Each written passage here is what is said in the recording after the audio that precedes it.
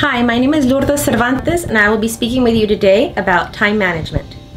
This point in time we're going to start off with talking about some common myths about time management. Some of the things that students often hear is that there's a lot of conversation, a lot of things that people have misconception about when it comes to time management. For instance, a lot of people tend to think it's just the same as when I was an undergrad and all the things that I used to do. I didn't have a problem managing my time as an undergrad without realizing that the courses are a little more intense, they're much more comprehensive, and so you need a little bit more time as a graduate student to focus on your studies. Another one is it takes all the fun out of life. That's a misconception that people have. It's more fun to just wing it and just not plan anything and just go with things off, just basically out of the blue. I'm just going to do this way and don't really have a plan of action for their day or for accomplishing their various tasks. Another one is I do my best work under pressure. A lot of students tend to think, well, I've always done really well when I'm under a crunch, when I have limited amount of time to prepare. And so I always do my best work under pressure without realizing that they can do a little bit more, do things a little bit better when they actually plan things out. And then the final one is a common myth is, well, no matter what I do, I just never have enough time. Well, if you really strategically plan it out and plan your time out and really be realistic with your understanding of where your time needs to be focused on, then it will work out for you. And one of the first things you want to start off with time management is when it comes to planning things out for yourself is ask yourself some questions. Why am I doing this? What is the goal of what I'm doing? How is this going to help me out? Will this help me succeed in the various things that I have planned for myself? In the tasks that I have to accomplish? How is this going to really help me? And then what happens if I choose not to do it? If there's no real consequences, then should that really be a high priority item for you to accomplish at this point in time? Now, to help you out, first of all, you have to have an understanding of where your time is going. So you have to figure out what you spend your time doing. So from Sunday to Saturday, try to keep a time log where you're writing down everything that you do. From the minute you wake up to how long does it take you to get ready, making your breakfast, driving to classes, trying to find parking for classes, walking from one building to the next, from class to class. People say, well, I'm always running late to things, I never get there on time. Well, look to see where your time is going. If you stop along the way to pick up some coffee in the student union, the line is very long, well, there goes 8 minutes of your time, and then you wonder, why are you always running late to things? So give yourself enough time. And how do you really understand where your time is going? Well, you have to keep a time log to figure out where your time is being spent. Once you've figured that part out, then you start figuring out, okay, these are the main concrete things that I have to do, which are usually things that have to do with your academics, your classes, your personal time, family time, friend time, that you also want to make sure you have scheduled on there. And then also work. If you're working, you want to make sure you have, those are concrete things that are set up on your schedule. So you don't want to be moving those around. Those are things that are absolutes. No matter what you do, you're going to have to always go to work, you're going to go to class, and you have maybe some family time that you have to spend with your family.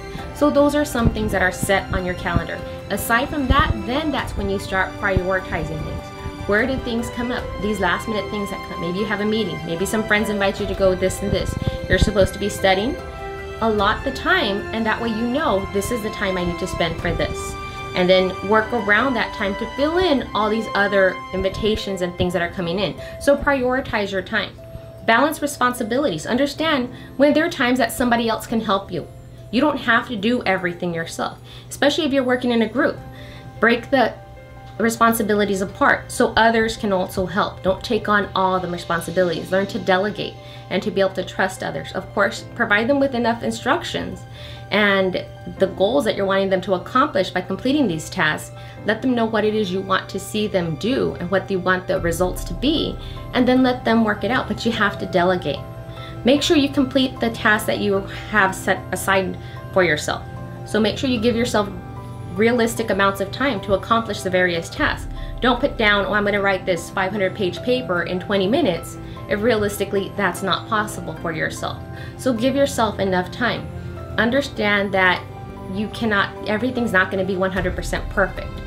So don't focus on the small little details sometimes that we tend to do by wanting to have perfection. Avoid obstacles. If you have those certain things that come up that are distractions for you and will drag you away from the things that you've set in your calendar that you have to do, or your planner that you have to do, then avoid any obstacles. So avoid the need to search to check on social media on your phone. Avoid the need to have to respond to messages immediately as soon as you get them. Avoid the need to have to watch the latest Netflix show that you're really into. Avoid having to watch the new season immediately as soon as it comes out when it's in the middle of midterms. Okay, some general tips on how to help you manage your time are also work on a planner that fits for you. There's a lot of options out there, so find an option that works for you. Sometimes it may be that you may have to customize one and create one for yourself with just a binder and a calendar that you set up for yourself. But usually the ones that work out best are the ones that work either on a half hour or an hourly basis, so you can actually designate a block of time set aside for certain things. If you just write things down on a calendar that's literally just a whole month-based calendar, that's more of a reminder of things that you need to do and not really a planner.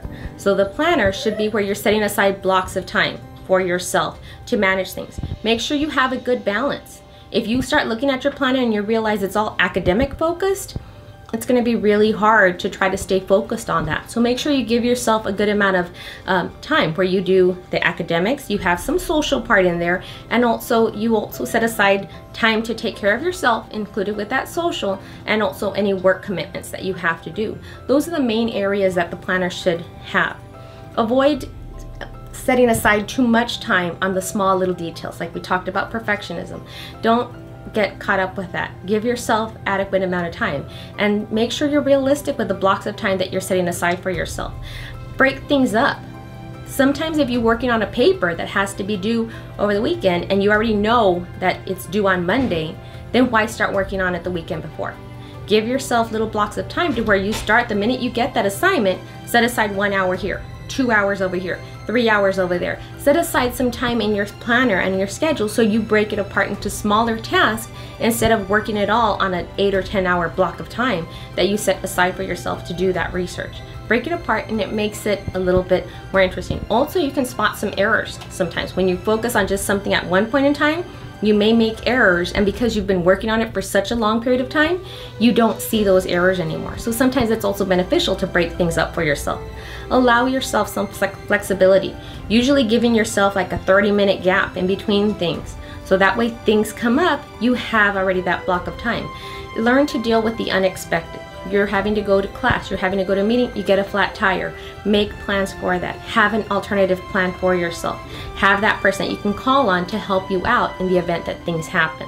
Aside from that, thank you very much for your time. We hope this information has helped you out, and as always, the Career Center is here to help you. You can contact our office at the Edinburgh campus and the Brownsville campus. Thank you very much.